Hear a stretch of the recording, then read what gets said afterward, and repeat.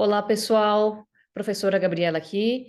Hoje eu vim trazer para vocês uma pequena revisão sobre a teoria geral dos títulos de crédito. Essa será uma primeira parte, tá? Eu vou dividir essa gravação em mais blocos e nós hoje promoveremos essa síntese acerca da teoria geral, tudo bem? Pessoal, vamos iniciar então com as características do título de crédito. Antes disso, vamos relembrar do conceito, né? O que é um título de crédito? Título de crédito é uma cartula que traz em seu conteúdo um direito, né? E a transmissão desse direito, ela deve obedecer à característica e o princípio também da literalidade e autonomia do título de crédito. Para entender melhor esse conceito, então, vamos passar por essas características uma a uma, né? A primeira seria relacionada à própria literalidade. O que diz a literalidade? Diz o seguinte: eu só posso exigir o direito, né, ou exigir o cumprimento da obrigação que de fato esteja expressa no meu título de crédito. Tudo bem? Então, se o meu título de crédito expressa que o valor devido, um valor líquido de X reais, eu vou poder cobrar, de fato, o valor que está expresso na cártula.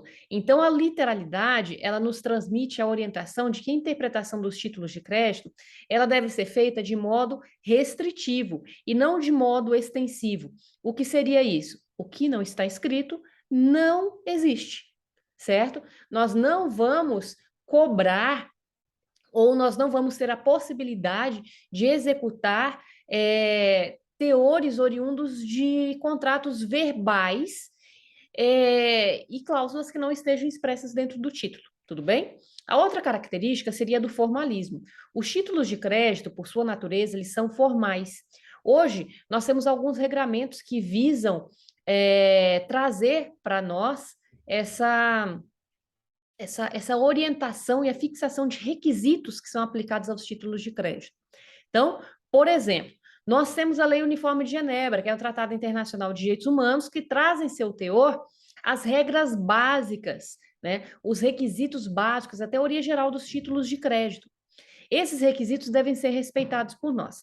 Além disso, nós temos as leis dos títulos em espécie. Então, nós temos a lei da duplicata, a lei do cheque, nós temos a lei das notas promissórias e da letra de câmbio.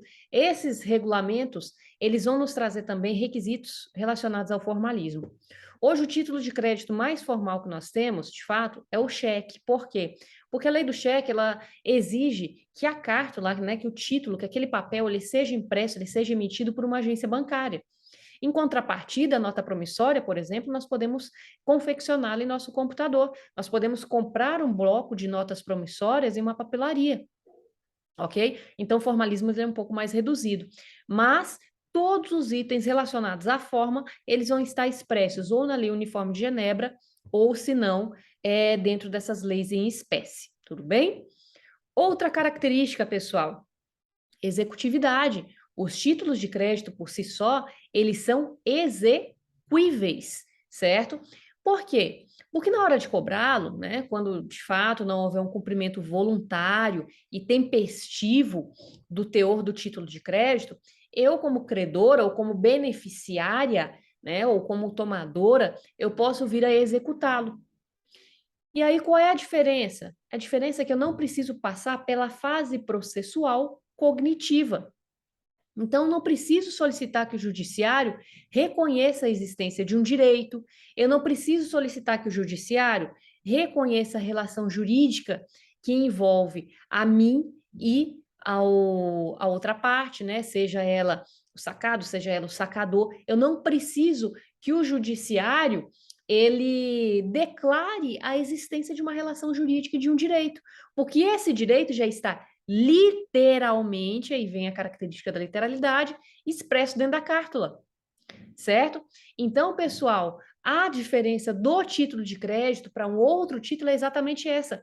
Ele é um título exequível, certinho? Ele tem essa característica da executividade, o que a princípio eu não preciso passar por toda a fase cognitiva até chegar na fase de execução, ok? Então, ele é exequível. Outra característica, a negociabilidade. Eu posso negociar um título de crédito, ou seja, eu posso transmiti-lo, eu posso fazer circular. Então, se Pedro emitiu um título de crédito me beneficiando, Pedro emitiu um cheque e beneficiou. Em posse desse cheque, eu posso transmiti-lo. Eu posso quitar um débito que eu tenha com uma outra pessoa utilizando essa carta, então eu transmito. Porém, essa negociação, ela parte de um elemento do título de crédito, que é a confiança, porque os títulos de crédito, eles são ou ordens de pagamento ou promessas de pagamento. Então, eles partem a partir do pressuposto da confiança, certinho? Então, muito importante aí essas três características básicas, tá? Características básicas que nós temos no título de crédito, então, seriam negociabilidade, formalidade, tá? Ou formalismo, e a executividade. Temos características acessórias? Temos. Temos a característica da literalidade, temos a característica da autonomia, temos a característica da independência, certo? Mas essas três são as principais. Temos também elementos vinculados aos títulos de crédito. Quais são os elementos? Prazo e confiança. O que o elemento do prazo nos traz? Eu tenho dois tipos de prazo dentro do título de crédito, pessoal. Eu tenho prazo que vai ser lido ali como termo inicial e eu tenho o outro que é o termo final. Para fins de literatura, de doutrina e de legislação, nós vamos encontrar mais a expressão termo do que a expressão prazo. O que é o termo inicial, pessoal? O termo inicial é a data de emissão do título de crédito. Então, se eu emitir o título de crédito hoje, inserir ali no meu título a data de hoje, o mês, ano, tudo certinho, aquele é o termo inicial da contagem. Da contagem de quê, gente? Do termo final. Meu termo final é a data de vencimento. Então, eu tenho que deixar expresso no meu título de crédito qual é o termo inicial e qual é o termo final. Ou seja, qual é a data de emissão e qual é a data de vencimento do meu título de crédito. Professora, mas se eu não conseguir visualizar a data de vencimento do meu título de crédito, então eu considero que o título de crédito é um pagamento à vista, ou seja, a data de emissão também será a data de vencimento. O termo inicial também será o termo final, certo? E a confiança? A confiança foi o que eu falei para vocês agora mesmo. Pessoal, os títulos de crédito, ou eles são ordens de pagamento, ou eles são promessas de pagamento.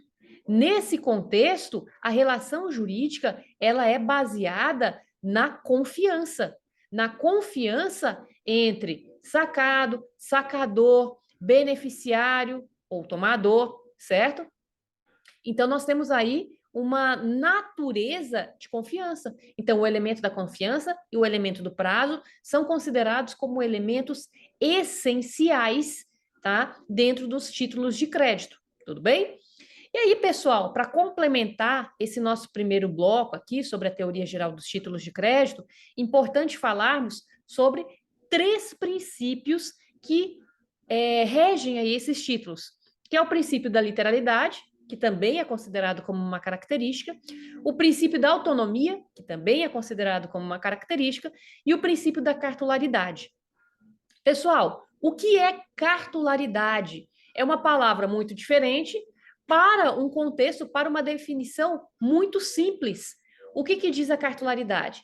Ela diz que os títulos de crédito, eles são instrumentos físicos. Os títulos de crédito são instrumentos físicos, ou seja, a transmissão do título de crédito é feito com a entrega física desse instrumento. Então, eu vou me utilizar da cartularidade, da transmissão de um pedaço de papel, certo? Então, cártula significa papel, significa instrumento físico, ok? Então, eu vou transmitir o meu título, eu vou fazê-lo circular, eu vou colocar em prática o elemento da confiança e a característica da negociabilidade a partir da tradição, da entrega de um título em sua característica física ao destinatário, certo? Outra coisa que é importante lembrar sobre a cartularidade é que existem exceções. Hoje nós vivemos em um mundo muito volátil em relação à questão da tecnologia. Então, cada vez mais nós vamos verificar o surgimento de títulos de crédito virtuais. Porém, hoje, a nossa legislação tem como teor regulamentado, de fato, positivado, legislado apenas a duplicata virtual, certo? Que foge, então, a esse princípio da cartularidade. O outro princípio que nós temos, o princípio da literalidade, que já conversamos, diz o seguinte: todos os direitos transmitidos pelo título de crédito precisam estar escritos, precisam estar expressos na cártula. Então, eu tenho um pedaço de papel, eu tenho um instrumento físico, e lá dentro eu tenho conteúdos, eu tenho valores, eu tenho nome de beneficiário ou de tomador, eu tenho nome de sacado, eu tenho nome de sacador, eu tenho um valor por expresso, certo? Eu tenho um título à ordem, um título não à ordem. Todos esses itens, eles precisam estar escritos na cártula, porque eu não tenho outro elemento para caracterizá-lo. Então, a literalidade diz que a transmissão dos direitos, ela será feita de acordo com o princípio da literalidade, que nos revela que serão transmitidos todos os direitos que estiverem impressos na cártula, certinho? Outro princípio que temos é o princípio da autonomia. Esse princípio se divide em duas características: a característica da abstração e a característica da inoponibilidade. O que diz a abstração? A abstração diz que o negócio jurídico que originou o título de crédito é independente do título de crédito.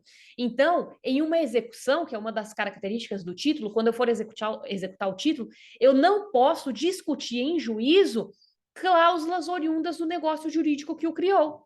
Eu não posso discutir fatores obrigacionais, até por conta da literalidade. Só são transmitidos os direitos que estão expressos na cártula, no título. Eu não vou discutir direitos que foram observados em um negócio jurídico, que foram observados em um outro instrumento, em um outro contrato. Só vale o que está escrito na cártula.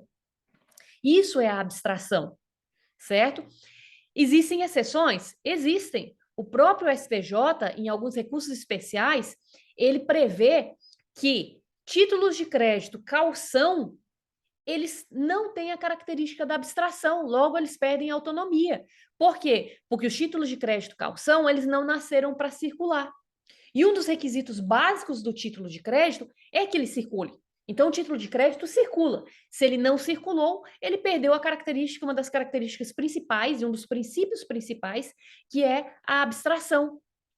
Então, contratos que envolvem títulos de crédito calção não possuem a característica da abstração. Certinho? Outra coisa, pessoal, títulos de crédito atrelados a contratos de locação de imóvel também pedem abstração. Então, temos aí nossas duas exceções. A outra característica que surge para definir o princípio da autonomia é a inoponibilidade. O que diz a inoponibilidade? Diz o seguinte, que em uma demanda judicial, pessoal, você não pode invocar, certo? Termos oriundos unicamente da relação interpessoal que deu origem ao título de crédito. Imaginem, o cheque circulou, ele passou na mão de 10 pessoas diferentes. Como é que o beneficiário final aqui, né, ele vai ter que encarar cláusulas que talvez venham a ser discutidas no negócio jurídico que originou a emissão desse cheque? Não pode acontecer isso, porque o direito de terceiros vai ser prejudicado. Então, a regra é, a partir do momento que o título de crédito circula, que ele sai daquela relação interpessoal que ligou as partes, eu não posso mais invocar termos que são típicos do negócio jurídico que originou esse título de crédito para promover a defesa ou para justificar um inadimplemento. Eu não posso mais. Até porque temos a literalidade novamente. Só vale o que está escrito no título. O título já definiu uma obrigação, o título já definiu a relação jurídica. Eu não vou voltar e discutir isso lá atrás. Então, a inoponibilidade, ela vai nos dizer que, em uma demanda judicial, o devedor ele não pode se valer de termos oriundos da relação interpessoal que ele teve com o credor na obrigação que originou o título de crédito. Então, temos aí elementos, temos características principais e temos princípios vinculados aos títulos de crédito. Certo, pessoal? Então, essa é a nossa primeira parte aqui do estudo acerca da teoria geral. Eu espero que vocês tenham compreendido, tá? Qualquer dúvida, deixem escrito aqui nos comentários. Não esqueçam de seguir aqui, né, o canal, de se inscrever no canal, para que vocês recebam a notificação do próximo bloco de revisão acerca da teoria geral dos títulos de crédito. Tudo bem? Pessoal, excelente estudo para vocês e até a próxima. Tchau, tchau.